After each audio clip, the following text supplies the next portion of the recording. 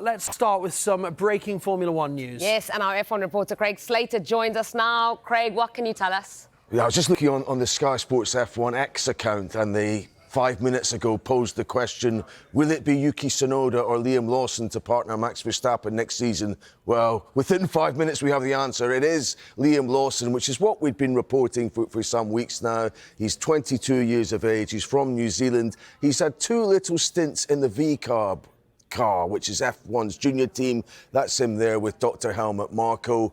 11 races in total. It's a little bit tough, this, on Yuki Tsunoda, who has out-qualified Liam Lawson 6-0 in the season just finished. He had a go in the Red Bull car in the post-season test. My understanding is that it's Lawson's strength of character and particular aspects of his mentality and attitude to his career thus far, which has maybe just got him the nod ahead of Tsunoda, who has this Honda affiliation. But it's a big opportunity, but it's also a very big task for a young driver to come in alongside Max Verstappen. I was able to speak to him after he got the news, and this is what he had to say about the pros and cons of getting a potentially race-winning car in your first full season. It's got to be up there in terms of Christmas presents. I think it's probably the best one I've had. Yeah, it's cool. I've never had an off season, to go into a new year. Every F1 chance I've got has been during the season. No time to really enjoy the moment. So this is very cool to go home to celebrate with my family, and as you say, it's a pretty cool Christmas present. I think where my head's at, obviously, I'm just looking at the pros, and for me, it's super exciting, and I know it's going to be extremely tough. A lot of tracks I've never been to, but yeah, as you say, to be in a car that's just won the World Championship, it's, as a driver, that's extremely exciting, knowing that you're going into a competitive situation, but I'm fully aware of how tough it's going to be. But at the end of the day, I've also got the best in the world to compare to and learn from, and there's nobody better really to be able to, for me, I get access every single session, all the data, things like that I get to see. So, at the moment, I'm just excited. It's a cracking jumper, that, mate. Absolutely. Well done. It's a cracking jumper. The drivers just keep getting younger and younger and younger. They're such a young... This is being in sport. You get older, they stay 25 or 22 in his case. Actually, a word about him. Really nice kid. That was the first time I'd sat down with him.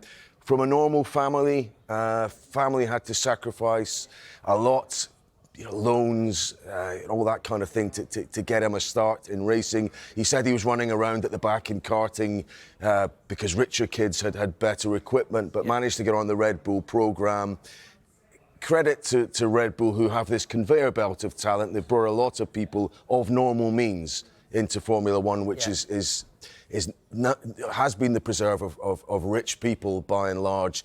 Good point to make, because people watching at home, kids watching at home, think, I want to do that, and they've got to be able to see it. He's had to make sacrifices coming from New Zealand to go and move to Europe at the age of 16, away from his family, and I think that is one of the reasons why he has got this gig, because he's had to be tough and a strong individual to get through all of that. Christian Horner's actually had this to say, though, and you heard a little bit there from Lawson, how realistic he is about the task ahead of him. Horner has said, Red Bull team principal, there's no doubt that racing alongside Max, a 4-time champion and undoubtedly one of the greatest drivers ever seen in F1, is a daunting task.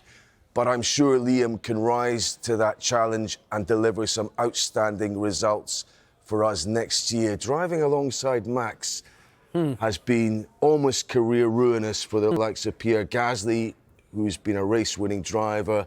Alex Albon struggled alongside him.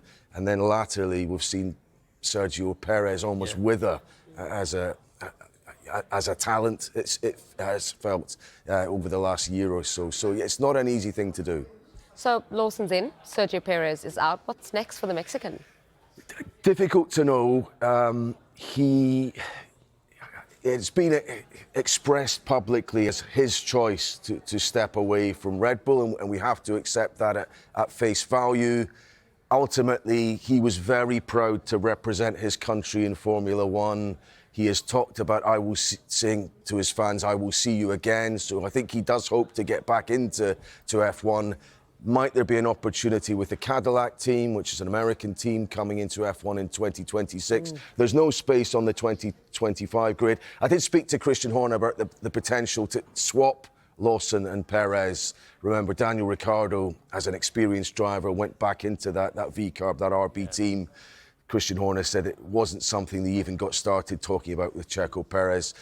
So he will face a year on the sidelines, but he's a fantastic driver. I think there will be opportunities with him. Maybe if one of the rookies that comes in next year possibly struggles.